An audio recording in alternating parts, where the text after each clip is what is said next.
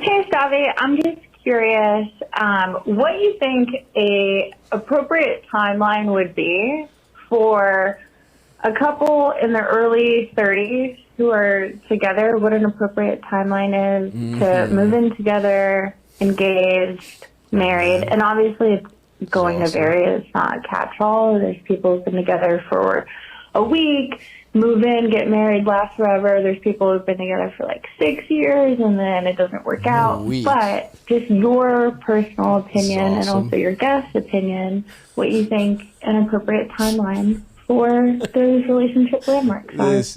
Okay, hope the podcast. Love your work. I mean, has there ever been a clearer question of what the subtext of a question is? Has it ever been clearer that this woman whose loser boyfriend loves me, right? She doesn't listen to the show. They've been fighting about moving in together. She's like, okay, well, let's see what your fucking idiot podcast host has to say about it. This guy's sitting in the chair next to him. He's just like, please stop, please stop, please stop, please stop. Don't say what she thinks. Don't say what she thinks. When this comes out, it's going to be the tensest moment in this relationship ever. They're just waiting for it to drop. Oh my like God. It's a fucking bomb. Everybody else is waiting for the election. They're waiting for this. Wow. This is their election, yeah. This is it. This is fuck. Decision 2024. Do I ask her to marry me or do we break up? Okay. Couple in their 30s who are together. What an appropriate timeline is to move in together and get. You're asking. See, here's where you fucked up, lady. And I'm sorry. I'm not going to assume you don't listen to the show.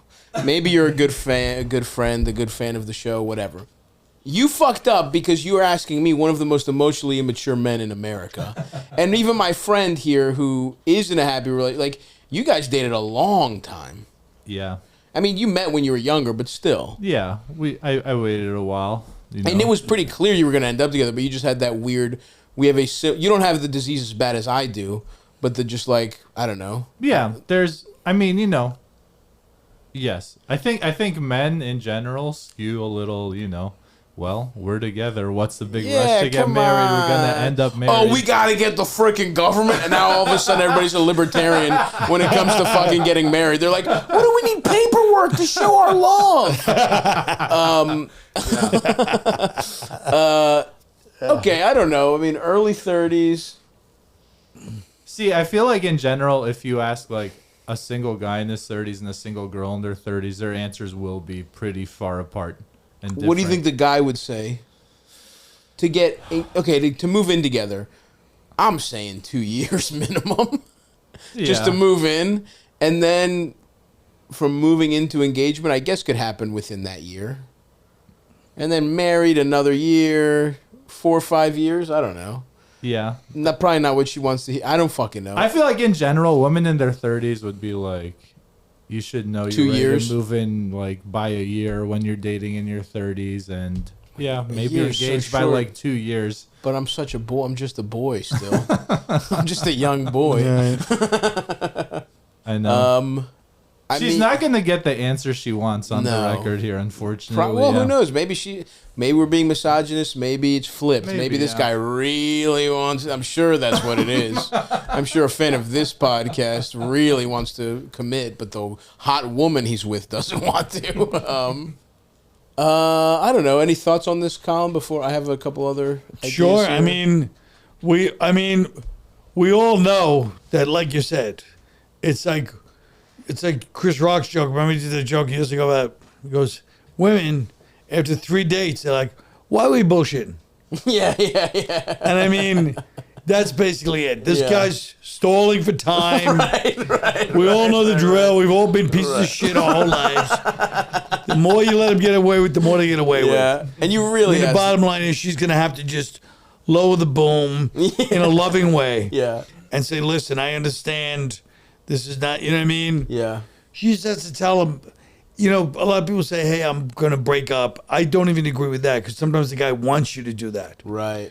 So, even though he'll regret it in the long run. So I think she needs to just be alpha and just go, listen, whatever Stav says, whatever anyone says, we're not just moving in together. We're moving in together. We're getting engaged, and we're setting a date for marriage.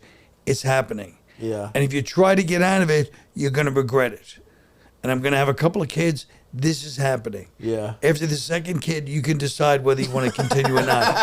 But if you try to get out of it, there will be a price to pay. There will be consequences.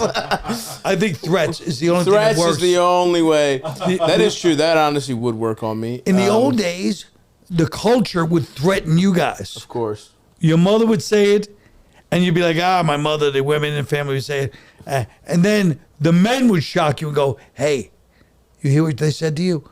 You're getting married. Get married. And you're like, what the fuck? Or you'd be shunned from the family and friend circle. Yeah, well, the men would be like, get married and fucking get a girlfriend. Well, yeah. They'd be like, what are you doing? They're like, get you're married. doing this Yeah.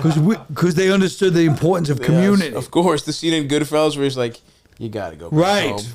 You got to go back. I can't have it. Yeah. Robert De Niro's like, it's annoying me. You can't be here. Right. It's like at least there was the facade of a happy That's family. right. But I will, okay, so we gave you the answer you didn't want to hear, but I also, at first, but I will also say, I could see, I mean, being in your 30s, like, I could see a scenario where I've been a procrastinator my whole life. I always wait till the last second.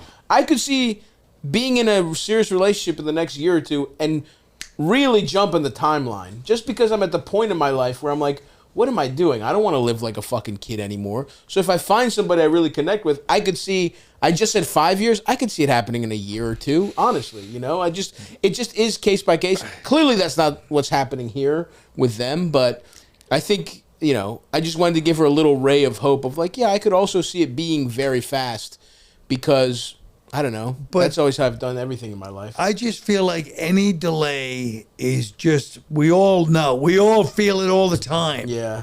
Just, you know what I mean? It's like saying I'm going to join the gym in a year. You know what I mean? Either you join the gym or you don't.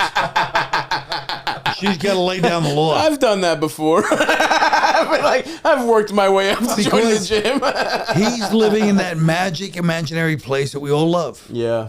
You know what I mean? Everything's and she's like biological imperative. Yeah, yeah. And she's got to, you know, she's got to say, listen, you know, not only is this happening, it's not a question of breaking up. You have no choice. I love that. I didn't even consider that because you're right. A coward, certainly like this, like myself, would love the out. You just don't want responsibility, whether it's marriage or continue. Like it's like, oh, this is awesome. I don't have to worry anymore. She has to understand. Yeah. You said the perfect word. Yeah. Your boyfriend's a coward. He's a pure coward without question. Without question. It's time for you to lower the boom. This is nothing but cowardice, and he can be controlled easier than you think.